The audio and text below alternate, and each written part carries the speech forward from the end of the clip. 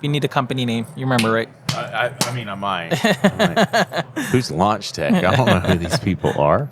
You're new on the scene, right? You've never done this before. And do some from outside too, like Outside the booth? yeah, outside the booth, so you could see like the booth. It's a little glary. That's fine. Coming to both, Yeah, but yeah.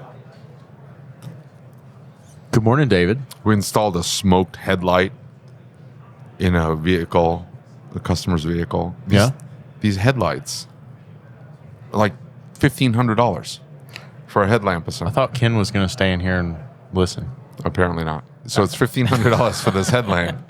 And the stupid thing comes in, it's smoked. Nobody notices. Customer leaves. Yeah. Starts sending us pictures. These aren't the same headlights. I don't know what we did wrong there. What do you mean what you did wrong? We should have ordered it from the VIN. Right? I Okay, mean, did you well, not? Well, I thought we did. I don't know how else you would order parts. You take the VIN, you put it into the thing, it spits out a part number, you order it. So, I mean, where did you order it from? I thought we got it from the dealer. It's a Jeep Grand Cherokee. And you can't just, apparently, it's not a bulb issue. There's something wrong in the module on the inside of the headlamp assembly. So $1,500 later Yeah. for a headlamp. That's kind of crazy. We've got one at the shop right now that was like 1970, 1975, something like that, for one headlight for a Camry. Wow. And it was like, holy crap. I mean, it was like really expensive. And we're supposed to take parts deposits, right? If it's something expensive and you order it before the client comes in, you're supposed to take a parts deposit for it. Yeah. They didn't. And then she shows up and she's like, well, this is in probate, so I have to go get permission. Anyway. No, we take parts deposits for everything. $15. Half down. Yeah. Haresh, introduce yourself. Well, Lucas, it's my pleasure. I met you 3 years ago at ETI. I see you're doing flies. big things. Thank you for inviting me to Changing the Industry podcast. Yes, sir. David, thanks also. Good to see you guys doing big things. Allow me to introduce myself. My name is Haresh Gobin. I'm the product development manager at LaunchTech USA. Launch, we do diagnostics for vehicles, diagnostic solutions. That's fun. It is. It is very fun. Especially that, like, they've hardcore grown. And don't you power a lot of other tools too? I mean, I know we're probably not supposed to talk about them. Yeah. Well, the thing here at Launch is we have a full product portfolio all the way from like DIY stuff to tools and equipment. Yeah. But the core of that in the middle is professional diagnostics is what we really like focus on. Right. You know, and with the professional diagnostics, there's different wings that we're working on right now, such as like the ADAS, the advanced driver assistance systems. That's huge in the industry. And, you know, calibrations of the different systems, such as the cameras and the radars and the LiDARs, stuff, all fun stuff. And then we also are working on, you know, some new initiatives to try to get ahead of the curve, such as AI and informatics, and you know, and just using data to do predictable analysis on vehicles and repairs, and you know, just help the industry out moving forward. That's sketchy. Scary or sketchy?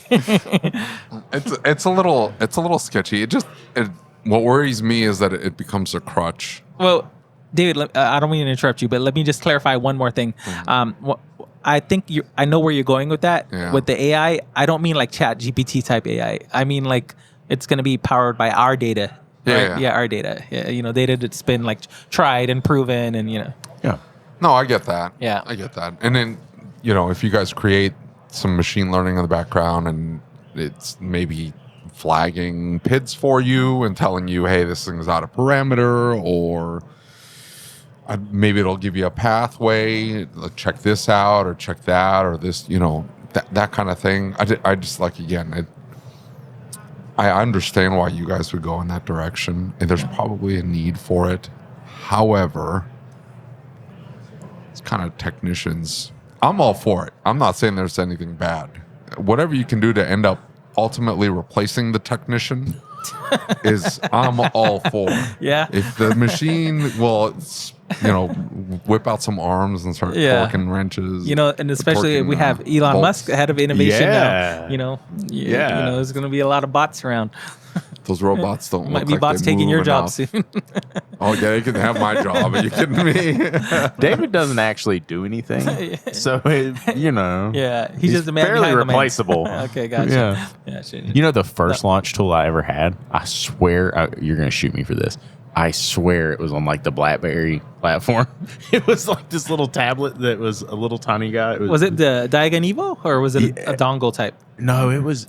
It was one. Might have of been the Diagons. Diagon Evo. Yeah, it was like one of the very first ones. Yeah. It was one of the very first ones that was ever sold on a tool truck, right? Uh-huh. And the Matco man came in and he was like so proud of it and everything else.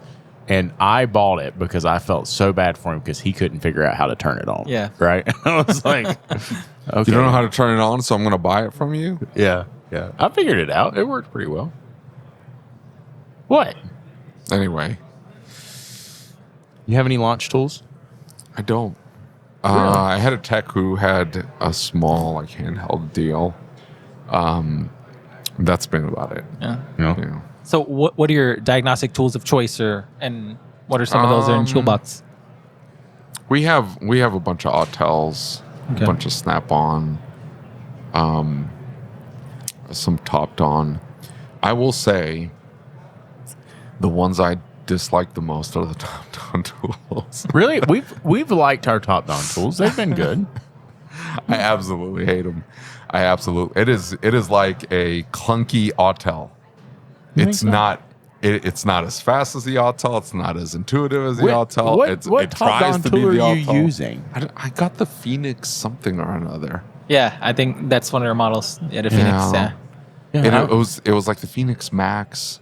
They've since updated, this was like several years ago, but it was supposed to be a quick tool. It's just It is thing different. broke. There's no doubt about it. It is the methodology or the navigation is different. It feels different. Graphing is different. Recording is different. It just feels different. It's not slower. It's clunky. It is slower. It's 100% slower. Mine's not. I put one do you mine want? up next to my Ultra, and it's I don't know. I've bought like 3 or 4 of them at this point. Do you have any launch tools? I don't. See how you are. Well, he said he had one of the first launch tools, right? Yeah, I did have one of the first ones. I think it got driven over And then, at some point. Lucas, I will say that tool actually put Launch's name out there. Yeah, I um, think that was when y'all really started coming onto the scene. Yeah, and we've been in the market for we're not spring chickens in the market. Yeah. We've been around more than 3 decades. We have a global presence, and I think what's unique from Launch, it relates to the other industry competitors, is we have a full portfolio from DIY all the way up to tools and equipments, right? Yeah. But in the middle there, we focus on our diagnostics, our professional diagnostics. But we're supporting the guys, that are in the garage on the weekends, right? With some of our DIY tools that are really popular, such as the Millennium Master. We even have a HD application for it's a Millennium HD Pro. So I really try to cover all bases. And one thing is, we believe the focus is on ambition and progression. Yeah. We're not going to get it every time, right? But we're going to consistently, rather than take 1 year to release a product a year, a scan tool a year, we're popping them out. Well, tell me this: where were you before this? How long have you been at Launch, and where were you before this? How did you get here? So that's a really good question, and I think after I answer this question, David's gonna look at me with a little more credibility. Give me the side eye right here. So actually, I come from a computer science background, right? So I went to college for computer science in California, California State University, and my parents had a auto repair shop. Oh, that's cool. Yeah, in San Diego, right next to San Diego State University. Yeah. So on the weekend I was, I would want to get there on the weekend and be behind the counter, man, to sell those frat girls the oil changes and stuff. Right. So, my dad's shop was pretty busy, and I would moonlight on the weekends. Okay. And then my other uncle was the first guy to do smog in a city called Temecula. Okay. So, my family, that's kind of been in our DNA. We've always revolved around cars, and so my dad had an auto repair shop. My uncle had a smog shop. So, throughout college and stuff, I was around. And you want to know what was my first scanner tool? What's a that? Mac Mentor. That's way back. That's way back there. You're probably thinking, hey, does this guy dye his hair or something? How old is he? I think I had one too. I think I had one in the collection at one point. So, so I've been there in the trenches, and what I saw, working at my family's shop on the weekends, moonlighting and hanging out with the technicians. A lot of technicians were like dragging their feet back then, playing around with the scanner and just taking 5 test drives and, just waiting for that clock to, because they're hourly, right? So they don't care. So I'm it's not just an us problem.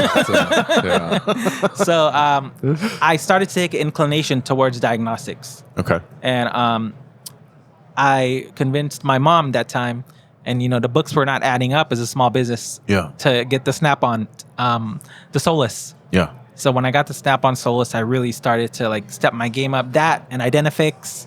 I had that in my laptop, and so all of a sudden I started to dictate the diagnostics to the technicians. And we became a lot more productive. We will and start churning out more cars per day. Right. And then our profit margins start to exceed, and we start to be really profitable small little business. Yeah. And so that was my experience on the applications hands-on side. And then there was a period around 2010, I stepped away from the shop and I went to work for Bosch as a product rep. How did you get there? Tell me how you got there. What Dude, was it's the weirdest story, man. Right? So, it's a Thanksgiving, right? Mm-hmm. And family business, especially immigrant family business, they don't want to close the doors. Right. So it's Thanksgiving, and I'm trying to go party and stuff. And my mom was like, we're going to the shop on Sunday to do the books and clean up and wash out the shop. And I was like, it's Thanksgiving Sunday, man. So we go to the shop, and I'm sitting at her desk, and I'm looking at the parts counter, and I see Bosch. I see a water pump Bosch. Yeah. In big red letters. But here I'm qualified. I have my college degree, and I'm working with the family shop because I got laid off. Yeah. Right in the Obama years. Yeah. So I just type on Bosch.com, and no lie, I see this product rep Southern California. So I apply, and within no joke, the next day I got a reply. Really?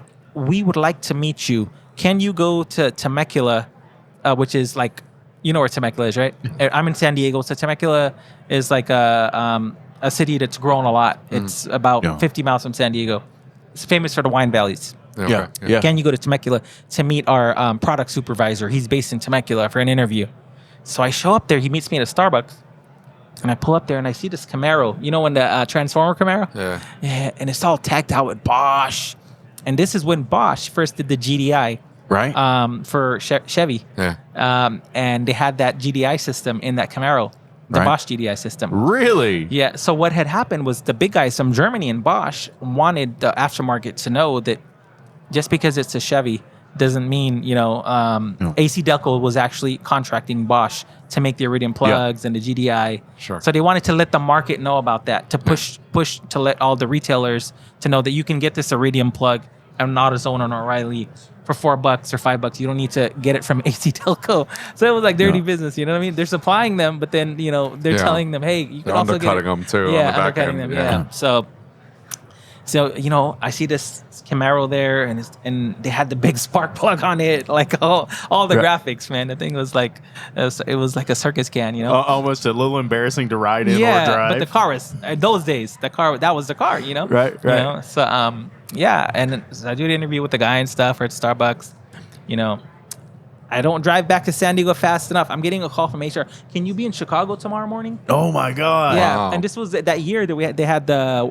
polar vortex. Yeah. Oh, okay. Yeah. So, they send me my ticket, and there was no e-tickets back then and stuff. They emailed me the itinerary and stuff, and then give me the name of a car company to pick me up and all this stuff.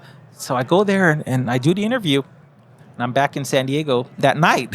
I leave 6 o'clock in the morning from San Diego to Chicago. I do an interview for 2 hours, meet with all the Bosch senior management, and I come back. I have a job offer the next morning. That's awesome. That is crazy. I have a job offer the next morning, Does that not make you say like, "Oh shit, I'm overqualified for this"? No, it's a good story to know that like once you're qualified, you'll get noticed, right? Yeah. Right. Yeah, because a lot of people complain like, "Oh, the algorithm," and I submitted my resume online and in their system, and I never got a response. But so within a week I was training, and in the next couple months I was like a road warrior, man. Yeah. We were dropping down in cities. Okay. And we were just product blitzing, right? We were product blitzing, passing out spark plugs, Bosch swag, and Bosch is it big. I got to admit, they spent some money. Yeah, for sure. Yeah. So I did that for about a year, and what happened was my family's business, my mom could not manage the shop. Right. Because my dad was sick, right? He was on dialysis. Oh, man. So he was out of commission. So my mom, we have a woman that's trying to manage some Hispanic guys in the shop, and the productivity was way down, and she would call me at the end of the day and, we didn't make any money today. We have these 2 invoices that didn't clear out, So I just had to say, you know what? This is my family's I can't let the investment. family business sink. Yeah. So I stepped away from the Bosch job and I went back to the family business, and then it clicked to me. So I'm sitting there and I was like, wait a minute. Bosch is $1 billion company, right? Yeah. And what are they doing? They're going door to door. Yeah. They're going door to door to reiterate their brand and their name and their image. Yeah. Right? And that's the formula. So what I said, so our shop was actually, at that time we had closed the San Diego State shop when we had moved to the border. Okay. We were the last shop. Check this out, David. Last shop before you enter Mexico. The last American shop. That's I would awesome. see these Mexican people coming over from Mexico in these 7 Series Beamers, and you're quoting them a synthetic oil change for $140, and they're like, no, I go do it in Mexico. I'll do it in Mexico, $40. So I kept bumping into that customer. Yeah. So the shop was not doing well. So what I said is I put on the blazer, and I packaged up all the service offerings to make it seem like we were this Fortune 500 company in marketing and brochures and explaining what a tune-up is, explaining this difference between a synthetic oil change and using all the marketing jargon. Right. I created a logo, right? Yeah. And our shop was called A to Z Auto Repair. Yeah. So I created a logo and I folded up and I just start going out there, and I landed some big fleet accounts, man. You want to know who I landed? Customs and Border Patrol. Wow, dude. that's awesome. Customs and Border Patrol, man. Now, so I've been there. I've done that. I've got to been there. ask, though. I've got to ask. Yeah. Were you required to get payment through GSA? Because Customs and Border Patrol is a federal agency, right? Yeah. Was that when GSA was running it? No. Okay, no, so now you go to this stupid web portal and they say it's gotten better. Okay. But the people who decide whether or not your estimate to repair that vehicle is accurate are ex-DOD employees, Yeah, okay? yeah. And their whole job is to say no to whatever you say. And I will never forget, they called one time and they said, hey, listen, we have a mandate that says that we should use all recycled or used products. Wow. And I said, I'm not putting used Pursuit tires on a Pursuit vehicle. That's not going to happen. Yeah, of course. And they said, well, we need you to do something used.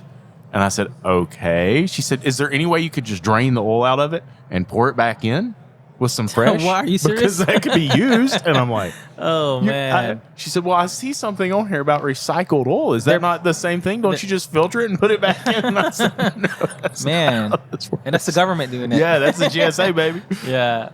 No, but it was a good experience. But the funny thing is when the head supervisor came to fleet, he told me, it's like, you're going to see 7 F-150s. I think these are like 2012 F1, the 3.7 motors, right? Yeah. You're going to see 7 F-150s tomorrow. I will need oil change, Yeah.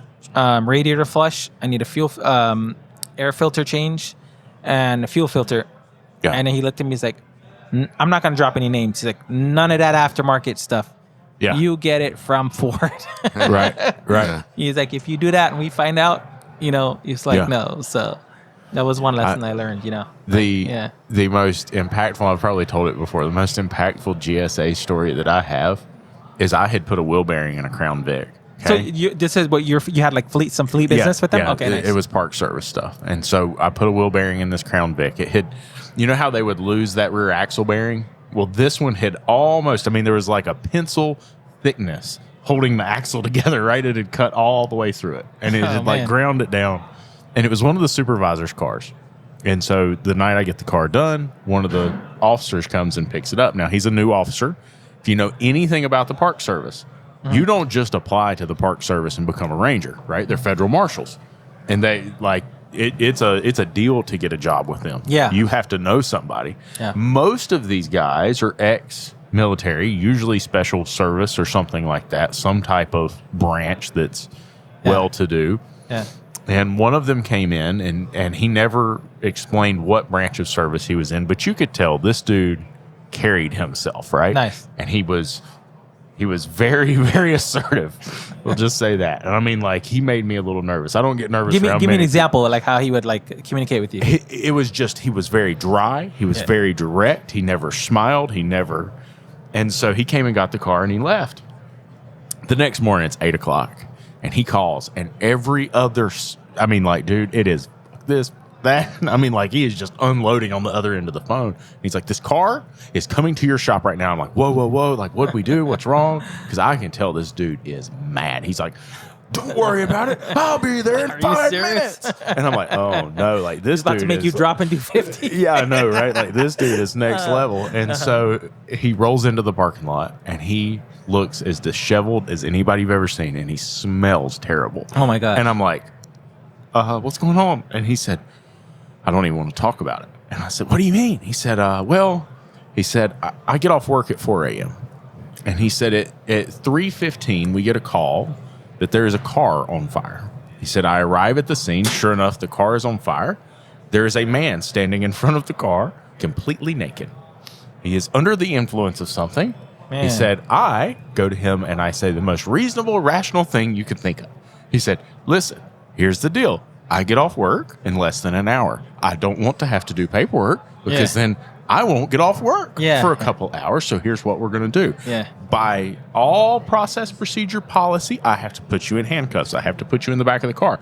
We're going to call somebody. They're going to come get you. We're going to say the car caught on fire. Yeah. They're going to put the fire out. Your friends are going to come get you and take you home. Yeah. We're going to be good. Yeah. Everything's fine. Yeah. He said, I'm standing there talking to the guys at the fire department. And he said, they all die laughing. He said, I turn around and look. And this dude has kicked both back windows, hardened tempered glass out of the patrol car. He's dented the doors out. And he said, I look as he runs out, jumps across a barbed wire fence, and starts running through this muddy field. And he said, man. I'm going to let him go. And he said, oh, shit, he's got handcuffs on. That's like a murder charge if something happens. I can't just do that. Wow. He said, I take off running after him. The very first thing that happens, he said, I run, and he said, I fall in this ditch. And he said, I've got mud up to my waist. He said, I'm soaking wet. It's nasty. It smells bad. He said, I'm mad now. He said, I take off running after this guy. He said, when I tackle him, he spray shits all over me. Oh, my God. I have never been so mad in my entire You don't do life. that to a manly man like that. Right. He's like, it's 11 o'clock and I Man. just want to go home and go to bed. I'm like, dude, that sucked. Like, inside of Man, the car that's was insane. trashed. Yeah. Needed 2 back doors put on it. Wow. It was awesome. Sorry. I didn't mean to derail your Stories story. and memories, huh? Yeah. Yeah. Well, so how did you get from, because you went back, you reignited the shop. Yeah. How'd you get to launch? So we ended up selling the shop Okay. in 2016. It was a good run. The industry was starting to change, in terms of like, and what we're doing is the technician database was a struggle to manage technicians, and I can talk like a lot. The mentality was that the labor rate that the shop was charging was, well, that's my labor rate. You're making money, but they didn't understand it. All the costs that goes into it. All the costs, the licenses, the EPAs. And California could not imagine. Yeah, man. How much stuff I took to my pillow, If the EPA inspector come and they saw a little oil, they'll write you up for violation. That's a ticket right there. You know, I'm talking about outside of the tank, like a little drip. When you're pouring it and like a little bit fell. So yeah, it was difficult. With the overhead and so that was one of the reasons. Yeah. But my parents were able to recover their investment and did something comfortable. And now I got to head back into corporate world. Yeah. So it was tough at first, right? So I got my resume out there. I'm educated, and I have 10 years of self-employment in the automotive repair, right? Shop environment. So what I was finding was a lot of I wasn't getting any hits. I wasn't getting because I interpreted it as a lot of companies were hesitant to hire someone that was self-employed that long. Yeah, right. That was their own I could boss. see that. Yeah. So the funny call, how I got back in the industry is like, well, not even the industry. One day I get a call. I put my job, my resume up online. So it's from the local Range Rover dealership. It's a guy, Haresh, man, you're what I'm looking for. Like, you're educated and you have all the shop experience. He said, I got the perfect job for you. And I was like, what? He's like, well, I just signed up for Kelley Blue Book, man, and I'm paying. Now he's crying. He was like, I'm paying $6,000 a month for that subscription, and I'm getting all the, what was it called? Where they buy the cars back? Online cash offers. Yeah. Right? He's like, this database, I'm getting all these offers. I'm getting all these leads of people that want to sell their car, and these are high-end cars. This is the guy with the, 2017 or 19 Maserati. Yeah. He doesn't want to go sell it on Craigslist or offer it up or whatever, right? Yeah. He just wants to walk in somewhere and someone cut him a check. Yeah. So he's like, but a lot of my sales guys are tools. They don't know, they don't know where the dongle even goes in, Yeah. He said, I found a guy looking for the dongle in the trunk, the OBD port. So he was like, I have an idea, man. I'm creating a position for you. I'm going to call you a buyer. A Kelley Blue Book buyer. And he was like, I'm going to put you in the back. I'll get you a little cubicle. You by yourself. You're away from... Because the dealership's environments, if you ever work there, I had fun in those 2 years. It's like high school. You're right, It's like it really really high is. school, dude. Yeah. You got the finance people, the finance girls. You got the sales guys that are, some of the biggest douches out there, you know what I mean?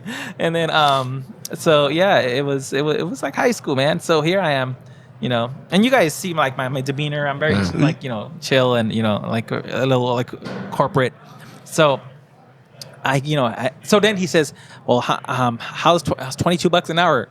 I dropped the phone. How's that sound? I was like, no, thank you. Right, like I can't do this. I can't do that, man. And you're trying to kick a guy when he's down because you heard my story. Yeah, right? You hear my story that my parents sold my shop and then I've been playing the job market and it was going on like three months. I was unemployed. I was just sitting at home, Yeah. So the next day he calls back and he was like, okay, you know what? I'll bring it up to 30 and I'll give you $150 for every buy. Oh, shit. Yeah. And he's like, and I'm sure it's easy, man. Just try it out, And he's like, these are rich people, man. Yeah. Like, you're not going to be like meeting some guy in an alley trying to Right. And he's like, and you're a good looking guy, you're charismatic and stuff, and you're likable. Yeah. Because I did meet him one time, for one interview. So he called back with the offer. So I took it. So and I actually did pretty good. I worked for a year, and then I was all over. This is Range Rover, right? Range Rover and Jaguar, so premier dealership. Yeah. So I was hanging out with the service guys in the back. I'd be back in service. So basically, I would sit back at a computer every morning and get a lead that Lucas wants to sell his 2025 M4. Right. He just had a year. With it. He's bored with it. It's paid off. Yeah. Market value is what 72. So when Lucas came in, I would inspect the car with the OBD and do some diagnostics and find like little. Well, Lucas, the service light is on. That oil change is for this car, it's gonna be around $500.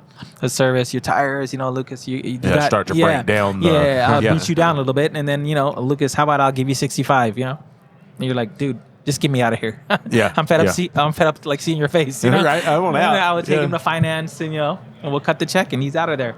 And now I get in the M4 and I drive it. I go to have lunch. Stop off home. Right, drive a nice car for a day. Yeah. I mean, I had full autonomy, right? So and then come back and then park it into the service bay where they're going to start servicing it now, washing and stuff. Tag it, go back to my desk. So it was a cool little gig. Yeah. It was a cool little gig. And then Snap-On found my resume. Really? Snap-On in Conway, Arkansas. Not even like Snap-On Diagnostics. John Bean. The division, alignment division. Yeah. So they found my resume. They found my resume, and it was for an equipment sales specialist position. Yeah. Southern California. So I jumped on their team, and in the first month, man, and this was a territory that was dead. Yeah. Like Hunter was killing this territory. They're killing them in this territory. Yeah. Right. So I meet the regional manager and stuff. He hires me. Southern guy. A really nice guy. And then he hires me. In the first month, I end up selling 6 aligners. Oh, Wow. very cool. Yeah. I become they send out we have a superstar on our team. We're gonna take out, sending company emails. Haresh Gobin is here. And then, oh man, I made some good money though, man. Yeah. Because the commissions were nice. Yeah. The commissions were nice.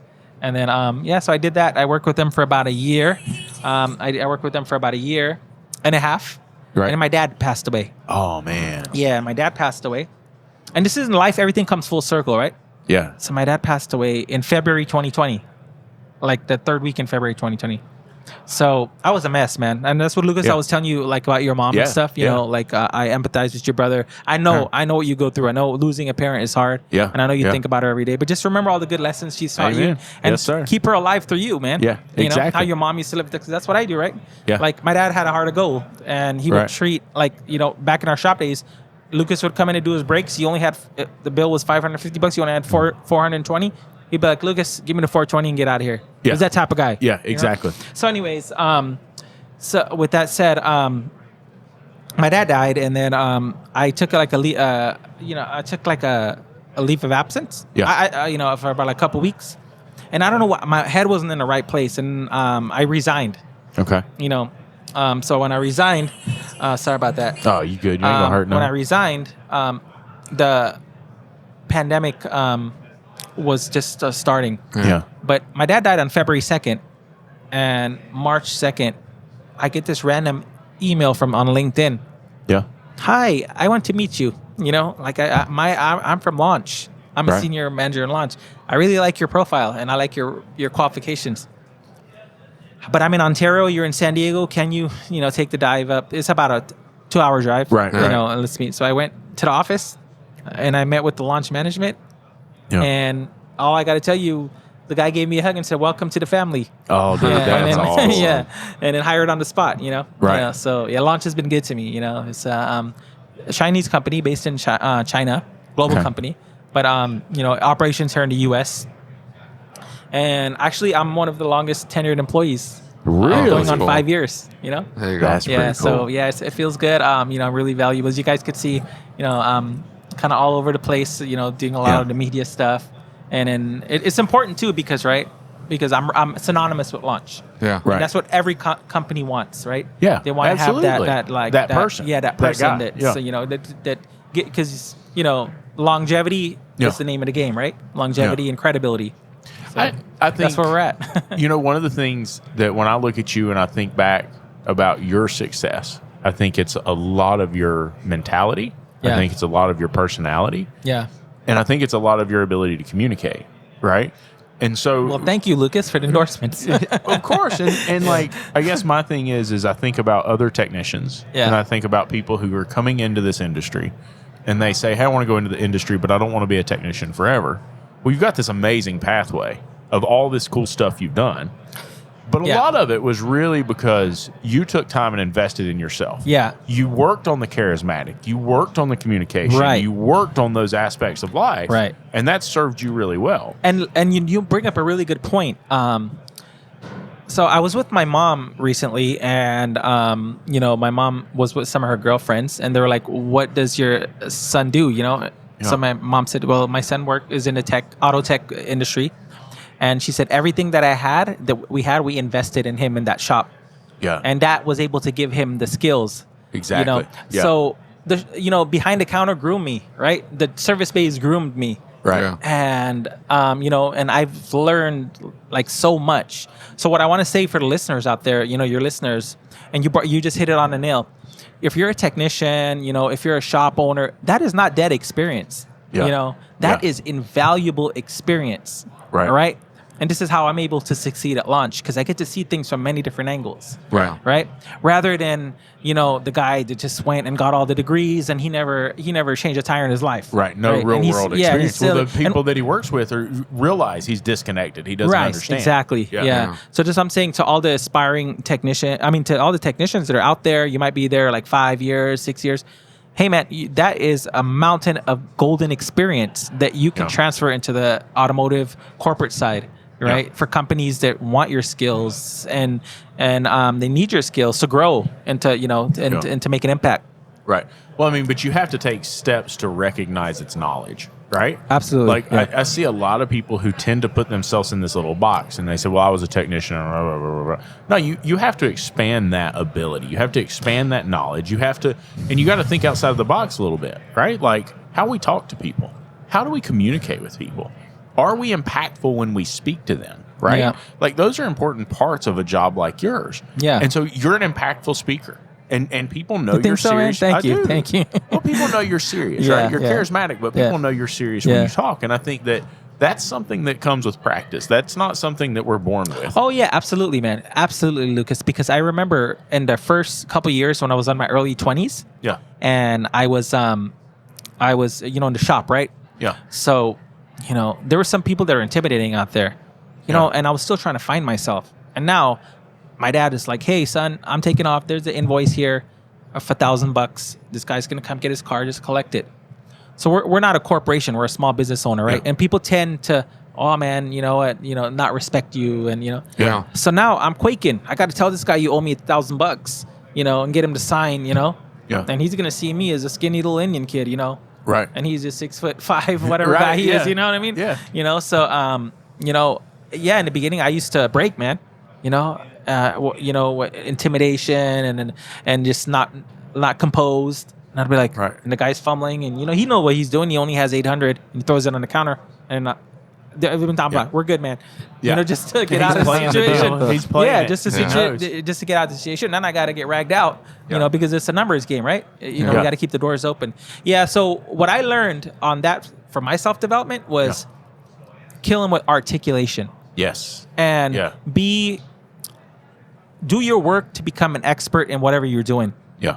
I mean, Yeah. you're not going to become an expert overnight, and you're never fully going to, but you're always going to be learning something. Yeah. Once you close that chakra, there's something in yoga called chakra, which is the third eye, which absorbs energy and absorbs intellect, right? Right. Once you close that chakra, then you stop growing as a human.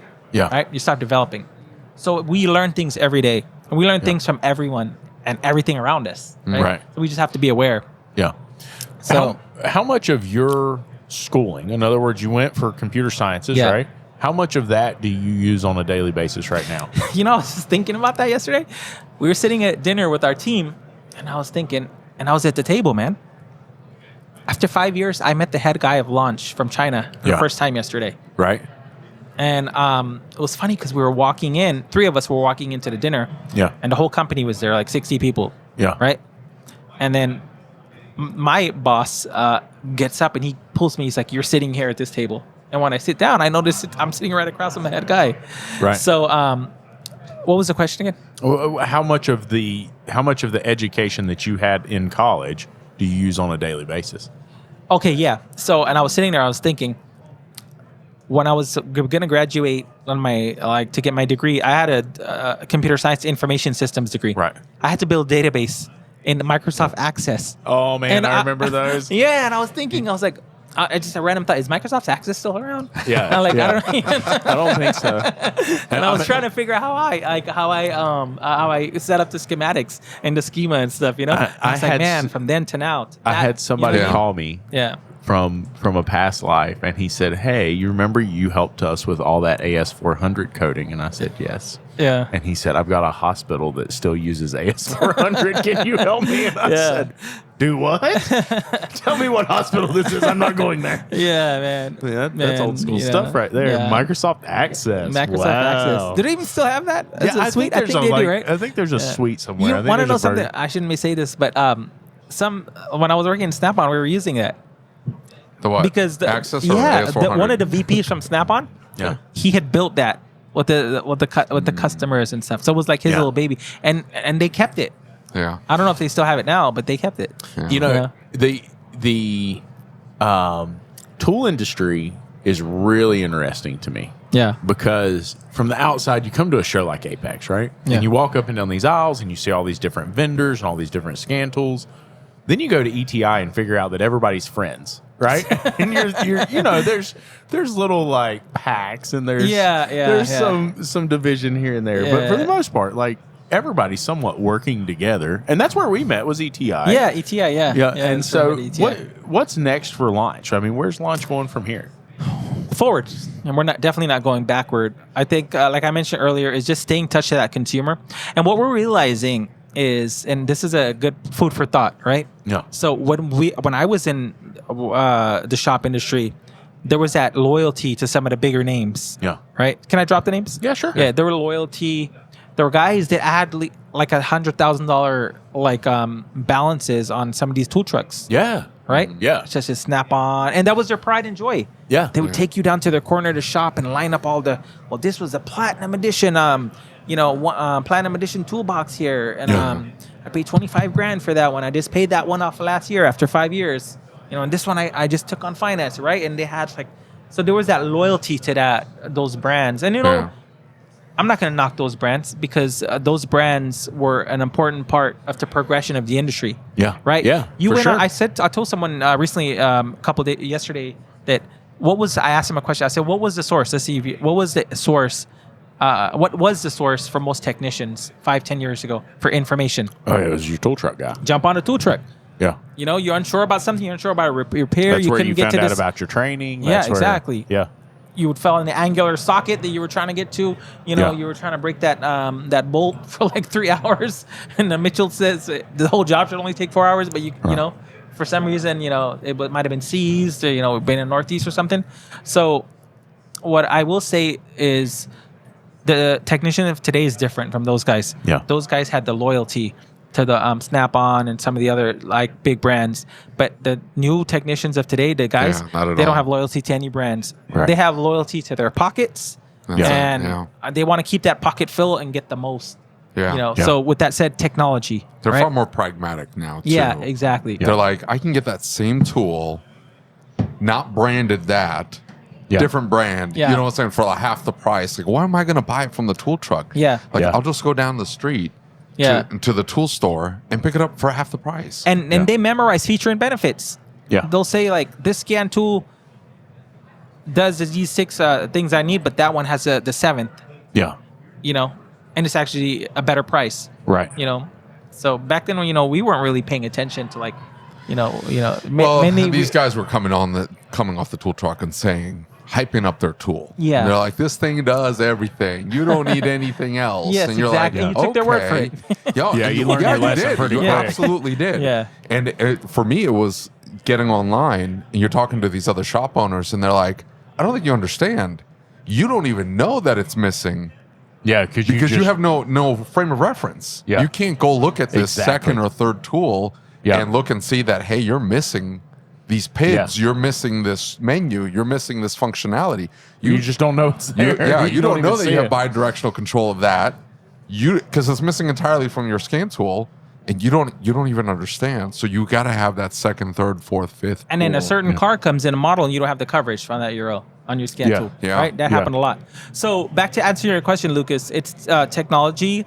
And here at Launch, we believe the philosophy is having as much resources on that scan tool without upsells. Yeah. Right? Available. Right. So for example, on a Launch scan tool, on an X431 scan tool, which is a professional line, the difference from the entry level, which is a Turbo 3 to the Throttle 5, is just memory and screen size. Yeah. You're right? So it's all there. It's all there.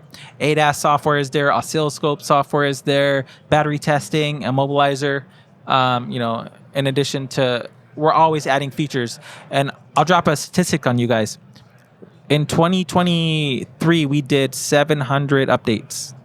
Wow. And once you have an active subscription to Launch tool, It just updates. every Monday morning you update your tool. Yeah. So let me ask you this: a couple different things that I'm kind of curious about through the engagement with ACA, right? Because we're in an ACA event, Auto Care Association event. Yes. Through the engagement at ETI, there's a lot of differing views of things like right to repair and the access to that data.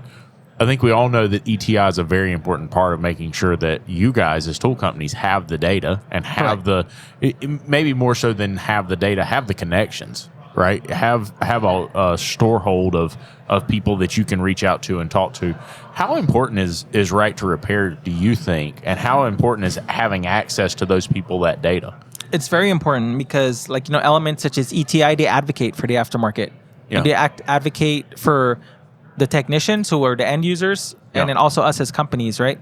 to give us access and create that bridge. Because if it were up to the OEs, they wouldn't really, release they information. wouldn't share much with us, Right. So it's good to have that check, that validation check in terms of legislation, in terms of a law, Right. there to keep the OEs playing fair, Right. And Lucas, I've been around like most of America, and the heart and soul of America is the auto repair shop. Yeah. It is. Somebody was talking about that last night. They were talking about with the hurricane in North Carolina and everything that happened. They were talking about the fact that all of these people came together, and parts of the industry lifted up and went and helped other parts of the industry that were in trouble, right? And I think it was Keith Perkins' wife, Liz, and she was talking about how, she recently got hurt. She fell off a horse and got hurt real bad and messed her hand up. And she said, I've been in this industry for like 5 years. And everyone reached out and said, hey, are you okay? And she said, the industry I was in before, there was nothing. Nobody even knew. Nobody even cared. And she said that the auto repair industry had taken her in a way that she could never imagine. And I hear that a lot from people It's in an the amazing field. industry, man. Because Because everyone, like you just said it, might be little squabbles here and there, but everyone looks out for each other, and everyone's connected, So what do you think about data access? And when we talk about tooling, right? Because there's and most of our listeners know this. We were talking with a friend of ours who was showing us, was it CanSpy? What was the name of that? The Snoop, the network Snoop. I don't remember the name of that. But we're talking about a tool that allows you to decode the network communications and understand what the messages look like and understand what we're looking at. And we were talking about the difference between reverse engineering and obtaining that data from the manufacturer. Good point. So let me address the elephant in the room. I know that a lot of times the Chinese companies are synonymous with reverse engineering, right? Yeah. And there's some Chinese companies and foreign companies that have gotten in trouble, But I would say I can't speak on those situations, but what I will say is here at Launch, and I've been part of this project to spearhead compliance. So in the last year, I've personally been involved in signing six OE contracts to license data. That's awesome. And bust out that checkbook to pay for the data, get it the right way. Right. And then we develop on that, right? So I think that really builds those relationships and makes those relationships better. Absolutely. Because I think that when, there were conversations about a couple companies and it really hurt some feelings with some of the manufacturers because they're like, hey, you told us that we're coming here to play ball and we're going to work together to make this industry a better place. But they're reverse engineering. And now all of a sudden you're reverse engineering and stealing our stuff. Like, what is it? You can't be on both sides, right? I don't know if I'm going to get in trouble after this podcast, man. But you're not dodging the issue. You're heading straight on. But that's from our side, and I can put my name. And my credibility on the line. Launch is making, no one's perfect, but we're making all efforts to be compliant in terms of licensed, legitimate OE data. That comes with a cost, right? Yeah, exactly. It does come with a cost. And I would much rather pay for a tool that goes about it the right way because, hold on. No, let's not get crazy because that was always Snap-on's claim. They're like, oh, our stuff isn't stolen. Well, it's like, okay, but it's missing half the stuff I need. Like, what do you want me to do? But Snap-on is held to a different standard. They're the golden American company. Oh, right? Yeah. I mean, right. So, I guess there's that politics too, right? That plays into it. Yeah. I'm just saying that I would rather pay a little bit more for a tool. Of course. Know a little bit more. Yeah, a little bit more. The end result is not that we've done something to jeopardize our opportunity to obtain that data. And from my experience, most of the OEs aren't trying to keep us from the data. Right? I don't think they're trying to keep us from working. They want on you to the pay cars. for it. Yeah, exactly. It's a business for them, right? Now, if instead of trying to fight right to repair and everything else so aggressively, if they would just come up together and say, let's spend this money to make a website where we can all have our tools on one website and you can figure out if the tool does this or that would be. You should see some of the stuff that. I mean, I won't go into it. I don't want to get in trouble. But you should see some of the stuff in the free library that they give VTI. 1979 Dodge Colt wiring diagram. Had 2 wires on it. That was a good one. So, I mean, I think our industry is headed in a better direction. I really do, and I think absolutely. we're moving in a good way. Yeah. There's been a lot of controversy recently. You brought up immobilizers. Yeah. There's been a lot of controversy over immobilizers. Yeah. There's been a lot of controversy as far as access and being able to do those things. One camp says, "Hey, listen." The people who have these tools are not out stealing cars. The people who paid for this tool are not out stealing cars. And because I bought this tool, it is mine. You can't now come back and say, I bought it for this reason, that I have to meet all these requirements to be able to use the tool that I paid for. Yeah. In the other camp, you've got the people saying there's cars being stolen, and it's not okay that we have people that we aren't credentialing or verifying that they are somebody who should have access and go through the proper process to obtain permission or data to be able to access immobilizers. What's your take on that? So, my take on it is we do have some immobilizer products that work with our scan tools, and they were released in 2023, like in the middle of 2023, and early this year we shelved them. Okay. What I mean by shelving them is we pulled them off our website. They were not available for purchase. Okay. Because we were aware of the same issues that you were, the security issues, the criminal issues, the criminal operations that were associated with it, and and this trickles all the way up to the level of the government has their eyes on it. So I will say, I'm proud to announce that, and we're advertising it here at our Apex booth. This year that we are, just about a month ago, we worked with the Nastif Security Task Force, and we are the first scan tool. Do you hear about this? Yeah. We're the first scan tool company to have that validation check in partnership with Nastif. See, I like that. So basically, when you buy an immobilizer product, a diagnostic product, you have to at the same time coordinate with download the Nastif app and register, like if you're a locksmith, register like your information and your credentials.